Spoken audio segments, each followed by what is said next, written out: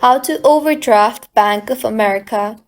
Hello everyone, I am Vishaka and welcome to our channel. I will take you through the step-by-step process on how to overdraft Bank of America. Now, let's get right into the tutorial. You can overdraft your Bank of America account with a recurring debit card payment, ACH transfer, or check by attempting to make a purchase or withdrawal for which your account does not have sufficient funds. If the transaction processes, you have overdrawn your Bank of America account. Remember that if your account has overdraft capabilities, Bank of America will authorize recurring debit card transactions, ACH transfers, and checks that would overdraw your account.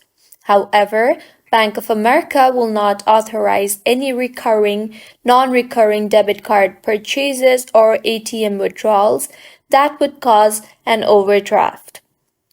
If you do not have sufficient funds, Bank of America will decline the transaction and your account will not be charged.